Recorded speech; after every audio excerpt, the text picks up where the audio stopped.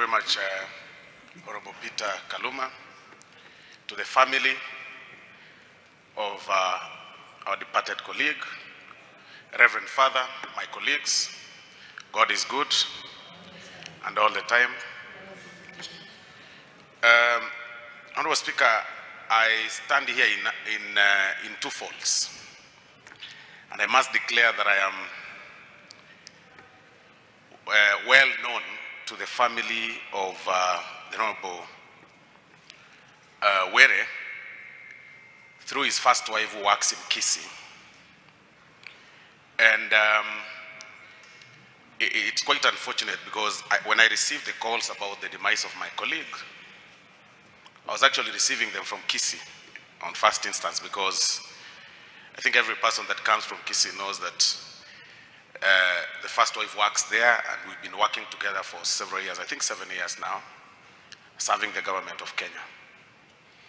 That morning when the Honorable Were passed on, before the Honorable Were passed on, myself and a few of my colleagues, I think it was a member for Ruiru and Daktari Kose, were training at the gym in the morning at around 6 a.m. He was in high spirits, giving us a plan on how he intends to, run around the politics of the day. But of course later, he sat alone at the corner. I think from about 4 p.m. thereabout. Wasn't looking very okay. He looked like he was so disturbed. Any person that would pass by would agree with us that he wasn't the normal Were that we all knew. But we've interacted with the Honorable Were in several occasions, all through from 2017 when he first got elected. And I must confess here that Honorable Were did not have any issue with any of his colleagues. He's never had any squabble, so to say, with any member of parliament that they served with. He used to frequent my office severally. And the very last occasion, I think they came with Honorable Rosa Buyu. I may not really want to disclose the discussion that we had then, but it was really deep.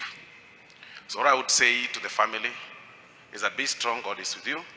But to the government and the security agencies, we appreciate the efforts that you've put so far in apprehending the 4 suspects. But we ask you that you still haven't brought the real culprits. We need to know who exactly sent those young men to murder our colleague. It shouldn't be that those people that we saw on TV, that there is a person walking around the street captured by the camera. I don't think that person woke up in the morning and told himself, today I'm going to do this particular crime. He must have been sent by somebody. Who is that person? That is the question you're asking the DCI and the security agencies. We appreciate the effort so far. We believe in due time we will know the motive. May the soul of our departed colleague rest in eternal peace. Thank you very much. The Honorable Junet, who is the minority leader in the National Assembly, to pass his words of condolences.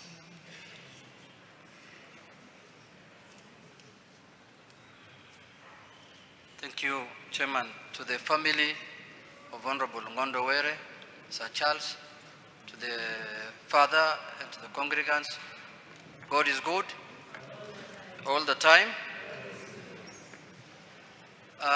Nataka kuchukua fursa hii kuomboleza na familia wa kiongozi wetu wa mbunge wa Kasipul na familia kwa ujumla wa